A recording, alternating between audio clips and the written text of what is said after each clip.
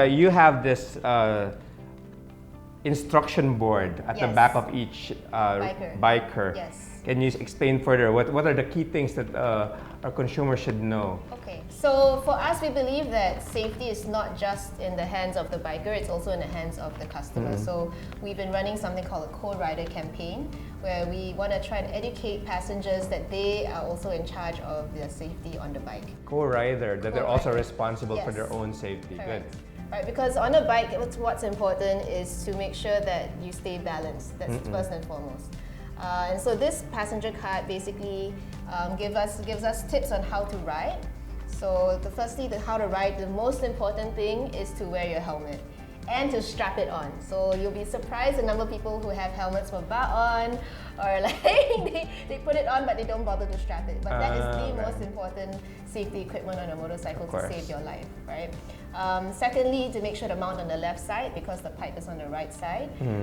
To hold on to the biker, you should always hold via the waist. And I know some people are jahit to hug a biker. Yeah, it's so we actually have new vests right now that have handles on the side where you can hold on to the biker. And most importantly, you have to lean with the biker and not against. So for some people it's intuitive that, oh, if he's leaning left, I'm gonna counterbalance and make sure we stay balanced. But in fact, that's actually putting the bike off balance. So those are the most important things while riding. And the other things on this side would be to make sure that you don't use your phone when you're riding. Of course, yeah. So, because you're on a bike, if you're using your phone and you go through a bump on the streets, because the streets here are not, uniform. Even out, yeah. Yeah, so then that could cause you to lose balance or fall off the bike, which you don't want So to happen. can the biker reprimand the rider or the customer? Yes. Don't use your phone, ma'am, please. Something like that. Yes, but sometimes it's also difficult to, Yeah, but yes, they do have that responsibility to also tell them, ma'am, please stop using the phone. Okay. And I think the other thing here is might be a little bit sensitive is I don't know whether we should talk about this, but it's also safety in terms of being able to handle the balance of a bike. So, for example, if a passenger is much bigger than the biker, for example, then we would recommend for the biker to say, ma'am or sir, I'm so sorry, but because of safety, I'm not able to take you, right? Because if a passenger is much bigger than the biker, for example, then it's much harder for the biker to maintain balance. If, for example, the passenger decides to counter lean or something like that. They might eventually don't take offense. It's really for safety, and that's what really we have in mind first and foremost all the time. That's amazing. So you train your drivers to ride a bike the right way, to follow traffic rules, to be safe, but you also train them customer service because how do you tell somebody that they're overweight to be the passenger for this particular bike, right? And they have to discern that and analyze that. So that goes all the way. That comes part of your training that you give to all your bikers. Yes. So that's part of the training. I mean, we still get complaints from time to time, like, hey, your biker called me overweight, and then that's where we can step in, retrain the biker and also speak to the customer. I'm sorry, that's not his intention. It's really for safety, and maybe he didn't communicate it well. Because for us, we feel that you get up close and personal with the biker. It's not like getting in a car or a bus where you hardly ever see the driver, but so if your bike is smelly, for example, then that affects your experience on the ride as well. So we try to put in a little bit more care in our training. My goodness, Angeline, it's so complicated than I thought. If you start a restaurant, the dynamics are quite simple with the customers, the food, and all that. But this business, you consider a lot of factors. You consider a lot of experience phases of the customers. Of course, safety is a primary thing because at the end of the day, they need to ride safe and arrive safely as well. And it's growing. So the popularity is there, meaning you're doing a good job. I'm sorry to put you on the spot. What's your complaint rate? How bad or good is it? How are you receiving it so far? Just give us a quick stats on that. So our customer, we have a few thousand tickets a week, but it's not always complaints. It's sometimes feedback, sometimes questions. Actually, majority of those questions are how can I join? from bikers. So we consider that as part of our tickets as well. So in terms of like severe complaints, not that many actually. Okay. So that's so good. we're quite fortunate in that sense. Yeah. And well, the mere fact that you grew from 16 to 27 for just about a year. And how many downloads you said? So we 3 have million about 3 now, million right? downloads now. From a year ago, it was about. It was about, I can't remember, 1+ maybe. Yeah, that's what I kind of remember as well. Yeah. So that's a huge jump. So it's gaining popularity. What do you think attributes to that? Well, I think number one is the traffic. That's really, I think, the biggest driver for people to want to consider other modes of transportation. But on top of that, I think word of mouth, the fact that we're professional and safe, plays a big part as well, because now people can consider it as a reliable alternative mode of transportation. And I think just being professional and staying true to what we do has definitely helped to see this growth. And I'm sure consistency as well, right? If you become consistent on that. So other than the consistency and you implementing all of these policies and processes that you have in place, the consistency is key. But one thing that struck the consumer really is your social media presence. I mean, that caught my attention.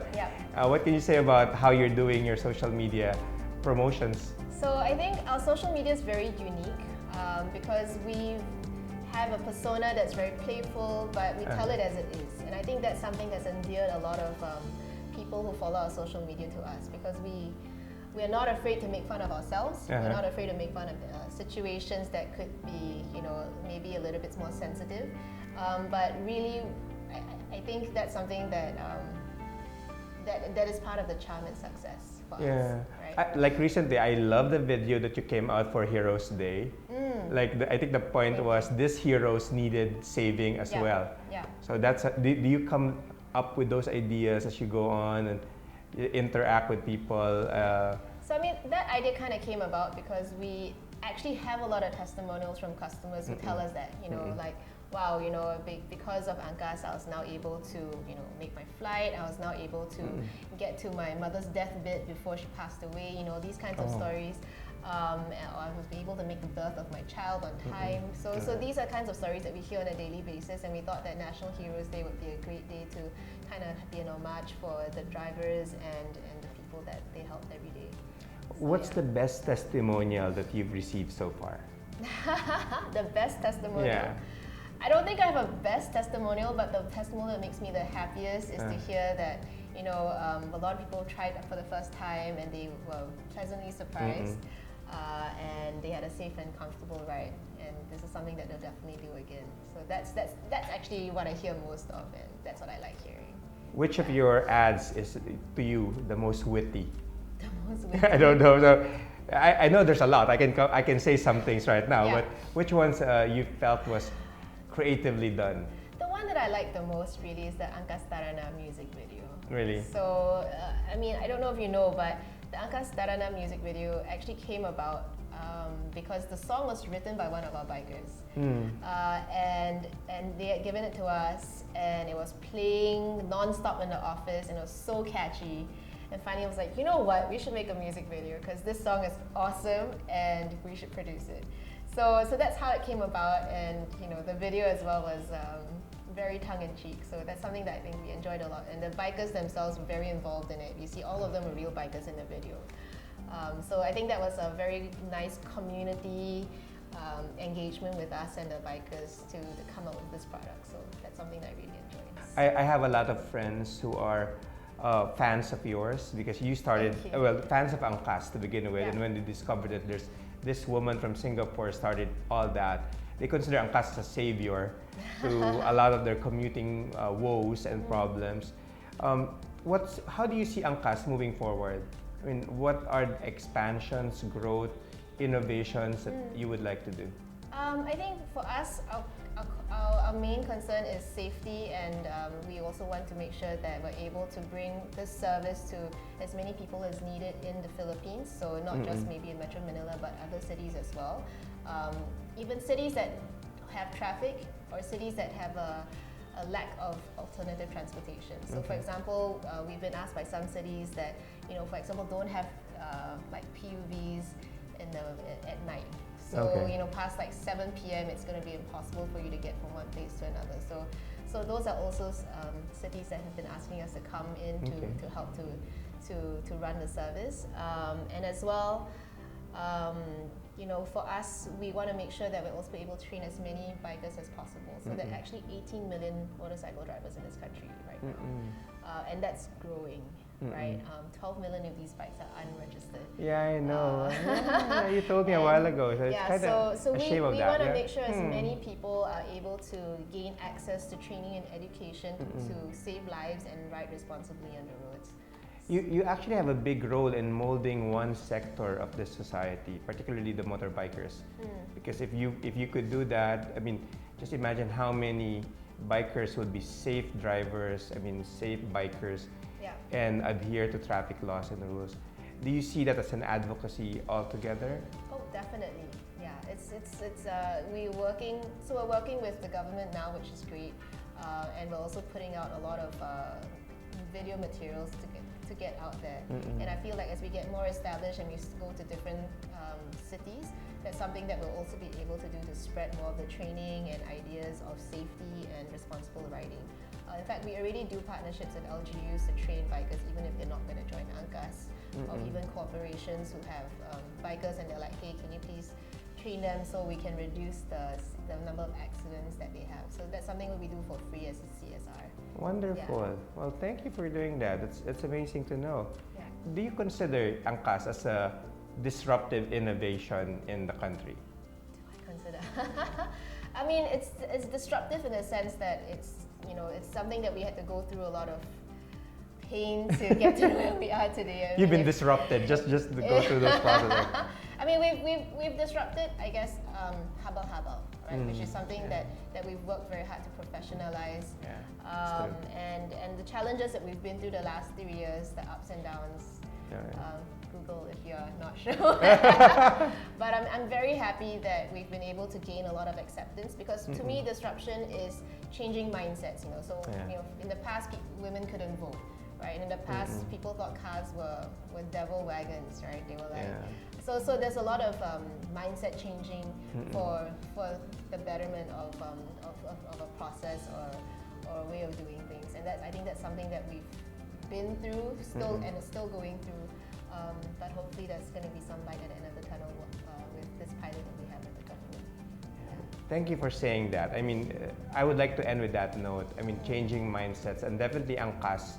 And the work that you're doing here is doing that. Yeah. What advice or tips would you give to all our viewers and listeners who would like to change mindsets? I mean, I'm sure by this experience alone, and even before with the other startup that you did, what tips or strategic advice can you give to people who wants to change mindset, cultural norms, or what have you?